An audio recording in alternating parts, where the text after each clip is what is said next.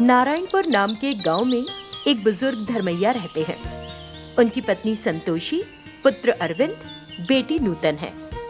उनका एक छोटा सा परिवार है, साथ ही उन्हें किसी बात की चिंता नहीं। अरविंद उसी गांव में रहते हुए अपने पिता का काम देखता है, पर उसकी बहन नूतन शहर में रहती है और मैकेनिकल इंजीनियरिंग की पढ़ाई कर रही है। क्योंकि उसकी छुट्टियां थी, इसलिए वो अपना समय परिवार के साथ बिताने के लिए एक कार में आई।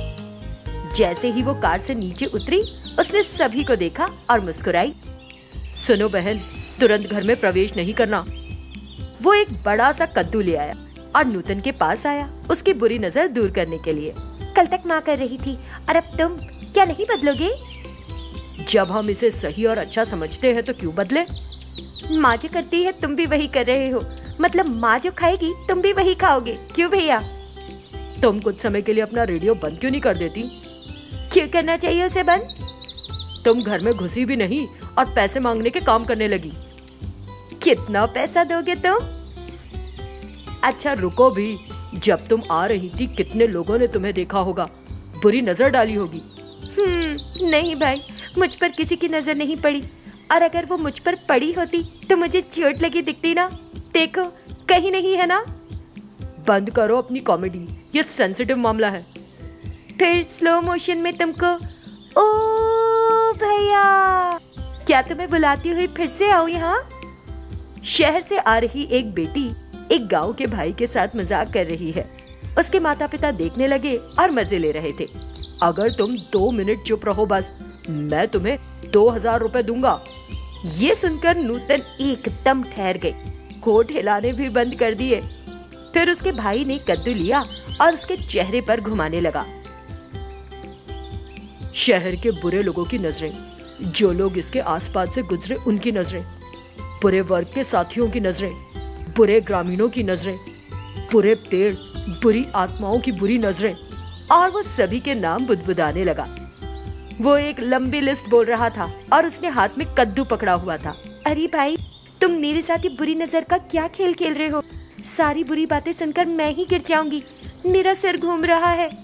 वो कुछ देर खड़ी रही, फिर अचानक चक्कर खाकर गिर गई। तब अरविंद ने कद्दू लिया और ले जाकर दूर फेंक दिया। कुछ समय बाद नूतन ने आंखें खोली, लेकिन उठते ही उसे कुछ समय लगा ये समझने के लिए कि वो कहाँ है। और फिर उसने अपने भाई को देखा। अरविंद उसे देखकर मुस्कुराया। कैसी हो दीदी? क्या तुम मेरे भाई हो या हो जंगली इंसान? कब तक तुम बुरी नजर दूर करोगे मेरी? अरे तुम डर गई हो। Sorry sis, please forgive me. तुमने सिर्फ 3री कक्षा तक पढ़ाई की है और तुम अंग्रेजी बोलने की कोशिश कर रहे हो। कित-कित। जब भाई और बहन दोनों बातचीत करने लगते हैं, माँ को उन्हें देखकर बड़ी खुशी होती है। इस ब्रह्मांड में एक तुम दोनों ही भाई बहन हो जो सिर्फ शब्दों से अपना पेट भरते हैं, या तुम दोनों ने सोचा है अंदर आकर खाने की, जो तुम्हारे लिए तैयार किया है मैंने? हाँ बोलो तो। माँ, तुमने केला फ्राई बनाया, दीदी को ये बहुत पसंद है ना? हाँ, क्योंकि इस राजकुमारी ने मुझसे कहा नहीं था। तैयार तो नहीं किया मैंने। अब बनाऊं क्या राजकुमार, तुम्हारी बहन के लिए? क्योंकि ये आपकी पहली गलती है, मैं आपको माफ कर रहा हूँ, लेकिन अब प्लीज केला फ्राई कर दो। ये मेरा ऑर्डर है। ये आम का अचार नहीं है। जाओ जाकर कच्चे केले लेकर आओ। दीदी, मैं अभी अपने खेत में जाकर कच्चे केले लेकर आता हूँ, तुम तैयार हो जाओ इसे खाने के लिए। Okay bro. अरविंद केले लेने चला गया और नूतन बिस्तर पर लेटकर किताब पढ़ने लगी। आधे घंटे बाद केला फ्राई बनकर तैयार हो गया। वो नूतन को डाइनिंग टेबल पर लेकर आया। दोनों बातें करने लगे और खाना खाने लगे। दोनों बच्चों को देखकर माता पिता को बहुत खुशी हुई और उन्होंने दिल में दुआ की, इनका ये रिश्ता हमेशा बरकरार रहे यूं ही। दिन गुजर रहे थे। एक दिन नूतन बाहर अपनी कार धोने लगी और अरविंद भैंस को धो रहा था। तभी अचानक भैंस के मुंह से झाग सा निकलने लगा। ये देखकर, भाई तुम्हारी भैंस देखो, दांत साफ कर रही है वो। भैंस अपने दांतों को ब्रश कैसे करेगी? You are so funny. उसने भैंस को देखा तो वो चारा चबा रही थी और उसके मुंह से झाग निकल रहा था। ये देख अरविंद हंसने लगा। फिर एक दिन वे दोनों शहर की कार और गांव की भैंस के बीच दौड़ लगाने की सोचते हैं और दौड़ के लिए एक जगह चुनते हैं। एक मिट्टी की गली थी और उसके एक छोर पर अरविंद की एक भैंस बैठी थी और नूतन अपनी कार में। धर्मैया ने सीटी बजाई और दौड़ शुरू करने के लिए हरी झंडी दिखाई। गाड़ी आगे जा रही थी और भैंस धीरे धीरे बढ़ रही थी, जिसे देखकर सब हंसने लगे। कार आगे बढ़ रही थी। तभी अचानक नूतन का फोन बजने लगा। नूतन ने कार को सड़क के किनारे रोक दिया और फोन पर बात करने लगी। उसका भाई अरविंद, जो एक भैंस पर था, वो अपनी बहन की कार को पार कर आगे बढ़ गया। आधे घंटे तक चलते हुए उसके भाई ने रेस जीत ली। सभी ने अरविंद के लिए ताली बजाई और उसकी तारीफ की। सीतम्मा थल्ली शहर में अंजलि और माधुरी दो बहनें थी। वे दोनों गहनों की बड़ी शौकीन थी। वे हमेशा गहनों के बारे में बात करती थीं और लड़ती रहती थी। बाकी मामलों में तो वो सामान्य ही रहती थी, लेकिन जब मामला आभूषणों का आता तो वे सांप और नेवले की तरह हो जाती थी।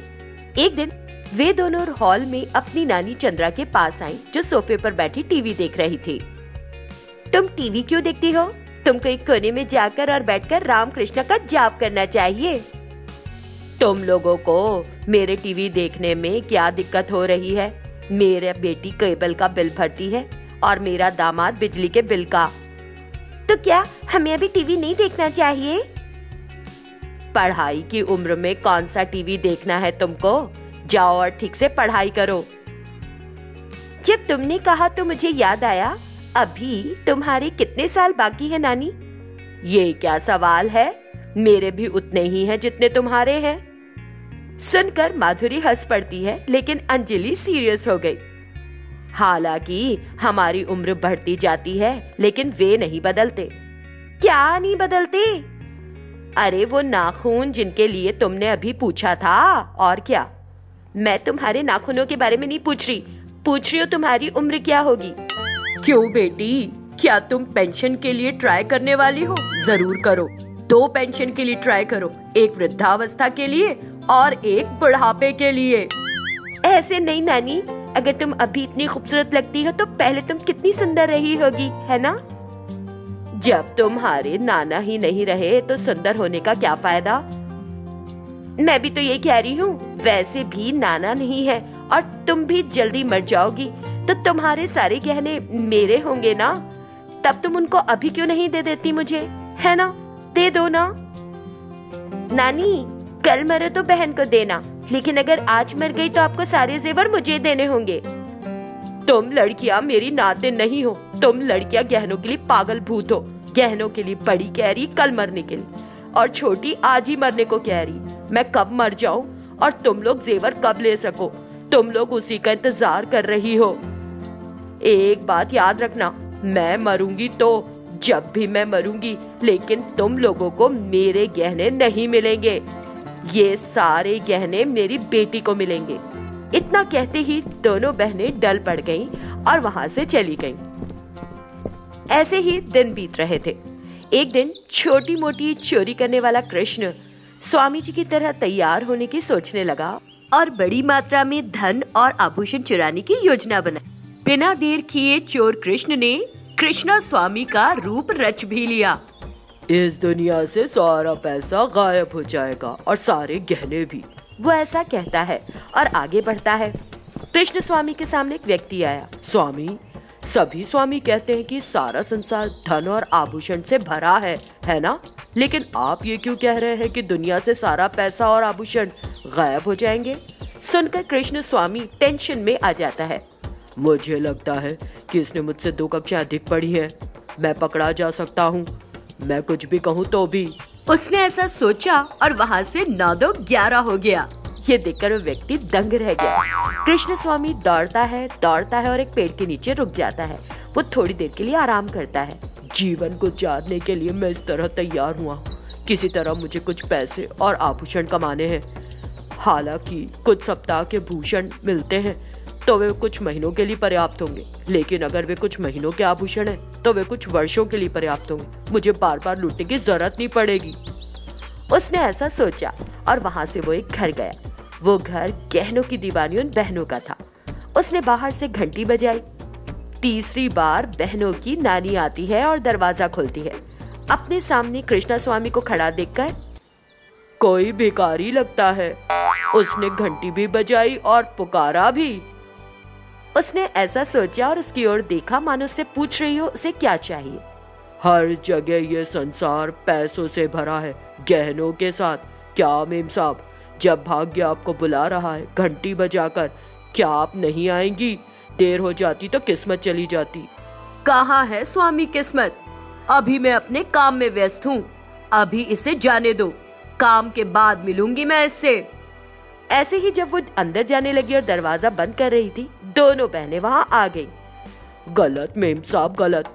जब आपके घर में गहनों के रूप में सोना आ रहा है तो आप इस तरह दरवाजे बंद कर रही हैं। बाद में आपको बहुत पछतावा होगा। दोनों बहनें जो अंदर थीं, गहने और सोना शब्द सुनकर जल्दी जल्दी दरवाजे के पास आ गईं और प्रसन्न मुद्रा में स्वामी जी से पूछने लगी, गहने गहने कहाँ है स्वामी? हमें बताओ, वे कहाँ हैं? हमें गहने चाहिए, हमें गहने चाहिए। उन्होंने ऐसा पूछा। कृष्ण स्वामी समझ गया कि बलि के बकरे मिल गए। उसने सोचा और फिर कहा, हमारे सिर्फ मांगने और चाहते रहने से सोना नहीं मिल जाएगा। इसके लिए पूजा करनी होगी। क्या आप चाहती है मैं करूं? नहीं, पूजा नहीं, कुछ नहीं। सबसे पहले बाहर निकलो। हमारी नानी माँ ऐसे ही कहती है, आप आ सकते हैं और पूजा करें। ये सुनकर कृष्ण स्वामी अंदर आ जाता है, एक जगह बैठता है, एक गोल घेरा बना रंगोली डालता है। वो उन्हें अपने गहने देने के लिए कहता है। इसके लिए दादी नाराज हो जाती है। मेम साहब, यदि हम तुम्हारे सब गहनों की पूजा करें तब तुम्हारे घर का सोना और जो सोना तुम्हारे घर में आना है वे दोनों एक दूसरे से बातें करेंगे। तब हम उनके शब्दों में खजाने का पता पा सकते हैं।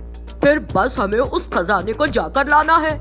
क्योंकि वे गहनों की दीवानी थी, वे सारी बात आंख बंद करके मान लेती हैं और गहने लाकर उसके सामने रंगोली पर रख देती हैं। कृष्ण स्वामी कुछ मंत्रों का जाप करने लगा। दोनों बहनें उत्साह से प्रतीक्षा कर रही थीं। 10 मिनट के बाद, अपने घर के पश्चिम की ओर, जंगल के पश्चिम की ओर जाओ, पूर्व की ओर मुड़ो और नमस्कार करो। 3 कदम आगे बढ़ो और चौथे कदम पर मुस्कान के साथ 4 फुट खोदो। वहाँ तुमको एक खजाने से भरा संदूक मिलेगा। उसे यहाँ ले आओ, मैं यहीं रहूंगा। जैसे उसने कहा, दोनों बहनों ने फावड़ा लिया। वे पश्चिम की ओर जंगल में चली गईं। उन्होंने पूर्व की ओर मुड़कर प्रार्थना की और चौथे चरण में उन्होंने खोदा। वहाँ उन्हें एक संदूक मिल भी गया। उन्हें लगा कि उनका सपना सच होगा, उस संदूक में सोना भरा होगा। घर पहुंची तो नानी नीचे पड़ी हुई थी और कृष्णा स्वामी कहीं दिखाई नहीं दे रहा था। तनाव के साथ वे अपनी नानी को जगाती हैं। उस ढोंगी पाखंडी ने मुझ पर राख फेंकी और सारे गहने ले गया। गहनों के लिए पागल बहनों को लगता है कि संदूक में गहने होंगे। उसमें निकली मिट्टी। ये देखते ही दोनों बहनें बेहोश होकर गिर पड़ी।